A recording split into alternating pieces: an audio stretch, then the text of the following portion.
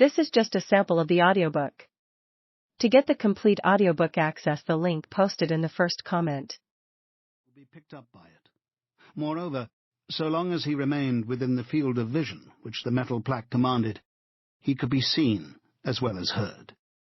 There was, of course, no way of knowing whether you were being watched at any given moment. How often or on what system the thought police plugged in on any individual wire was guesswork. It was even conceivable that they watched everybody, all the time. But at any rate, they could plug in your wire whenever they wanted to. You had to live, did live, from habit that became instinct, in the assumption that every sound you made was overheard, and except in darkness, every movement scrutinized. Winston kept his back turned to the telescreen. It was safer, though, as he well knew, even a back can be revealing.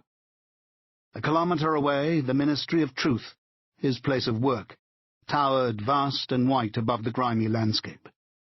This, he thought with some sort of vague distaste, this was London, chief city of Airstrip 1, itself the third most populous of the provinces of Oceania.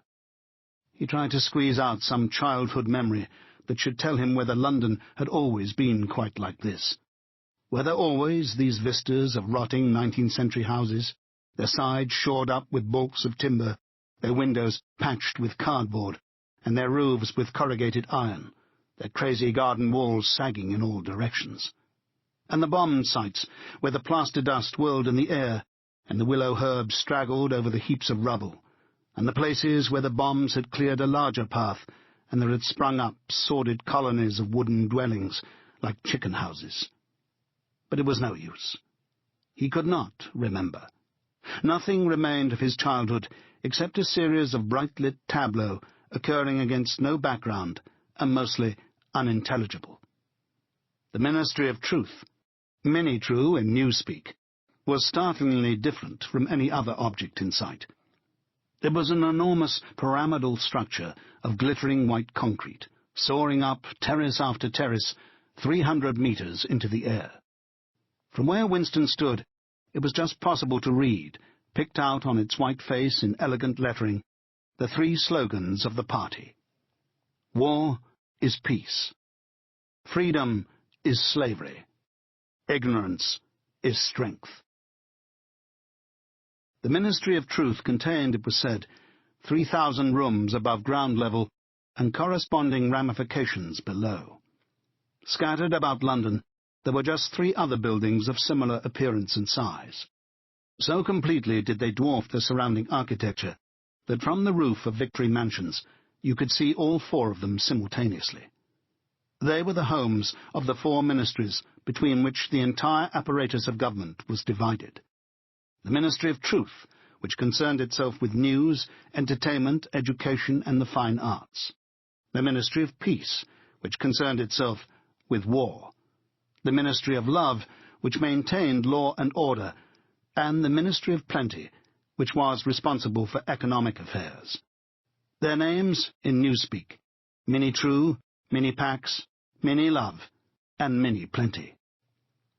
The Ministry of Love was the really frightening one. There were no windows in it at all. Winston had never been inside the Ministry of Love, nor within half a kilometre of it.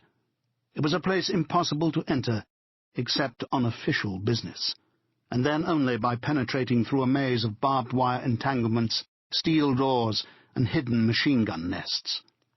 Even the streets leading up to its outer barriers were roamed by gorilla-faced guards in black uniforms, armed with jointed truncheons. Winston turned round abruptly. He had set his features into the expression of quiet optimism, which it was advisable to wear when facing the telescreen. He crossed the room into the tiny kitchen.